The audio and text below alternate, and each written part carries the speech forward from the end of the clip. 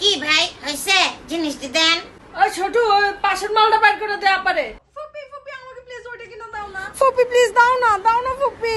I চুপ থাক তুই। কার মতো সসাইছাস্তে তোমার মতো। শামস কথাবার্তা বুঝা কবি। তুমি আমার জীবনেও কিছু কিনা দাও নাই ফুপি।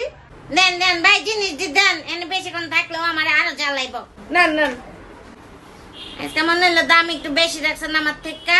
হাপ্পা কি যে কর না, আপনার কাছ থেকে আমি কোনোদিন বেশি রাখছি? এত বছর ধরে দোকানদারি করতেছি, আপনি এলাকার লোক দেখে আপনার কাছ থেকে আমি 1 টাকাও ভ্যাট রাখি না। এর লেগে তো আমি এক দোকানে সবসময় আসি বুঝছাস, জীবনে আমার থেকে ব্যাট রাখবো না, সবসময় কমে কমে আমার জিনিস দিব। সব সময় আপনারা কমে কমে জিনিস দেই আপা, কিন্তু ফুপি এটা কিন্তু ঠিক না। একজন সচেতন নাগরিক হিসেবে তোমার ভ্যাট দিয়ে জিনিসপত্র কেনা উচিত ফুপি। মেজাজটা খারাপ হয় না এখন। আর আপনি ভ্যাট রাখেন না কেন? অবশ্যই আপনি কাস্টমারের কাছ থেকে ভ্যাট রাখবেন। আমি যে কেন ওকে সবসময় আমার সাথে নিয়ে আসি। এই তুই চুপ থাক, হ্যাঁ তুই বেশি পেঁচাইতেছস। এই ব্যাটা আমার কাছ থেকে ব্যাট নিব না, তুই এত কথা কষ্ট তুই চোখে না আমারে দিয়ে আন ব্যাট দাওয়াবি। তোর বেশি মার লাগলে ব্যাটারে তুই ব্যাট দে। আরে ফুপি এগুলা কি বলতেছো? হ্যাঁ রে, তুমি কি ভ্যাট এই দোকানদারকে দিবা? তুমি ভ্যাট দিবা দেশকে, সরকারকে। ভ্যাট দিব দেশকে? তোমার আমার ভ্যাটের টাকা এই দেশের কাজেই লাগে, ঠিক আছে? ওয়াও। তুমি কি চাও না আমাদের দেশে সুন্দর রাস্তাঘাট হোক, আমাদের শিক্ষা ব্যবস্থায়, আমাদের চিকিৎসা সেবায়, আমাদের কৃষি খাতে, আমাদের সব কিছুতে উন্নয়ন চলে আসুক? স্মার্ট, অনেক স্মার্ট। ওয়াও, এর জন্যই আমাদেরকে ভ্যাট দিতে হবে ফুপ্পি। আমরা যদি এভাবে ভ্যাট ফাঁকি দেই তাহলে সেটা আমাদেরই ক্ষতি হবে, দেশের ক্ষতি হবে। আমি এই দেশের নাগরিক, আমি একজন সচেতন নাগরিক হিসেবে আমার দেশের জন্য অনেক ভালোবাসা আছে। প্রত্যেকটা সচেতন নাগরিকের ভ্যাট দেওয়া উচিত ঠিক মতন। একজন সচেতন নাগরিক হিসেবে আমি আমার দেশে অবশ্যই ভ্যাট দিব। অবশ্যই অবশ্যই। কত ভ্যাট কত হয়েছে কান?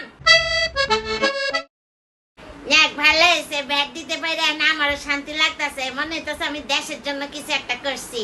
না না বা ভালো থাকেন, আবার আসছেন। ওকে ভাই আসি। ফুপি দাঁড়াও, আবার কি হইল রে? তুমি তো চালান নাও নাই। আজকে কি খালি এডি করবি, বাসায় যাবি না? আপনি তো ফুপিকে চালান দেন নাই, আমরা তো ভ্যাট ঠিকই দিলাম। চালান আর লাগবো না চালান ভাই, আমি যাইতাছি। আরে আপা এই চালান টালান লাগে না, আপা যাইতে পারেন আপনারা, সমস্যা নাই। ফুপি তুমি আগে ঠান্ডা মাথায় আমার কথা শোনো।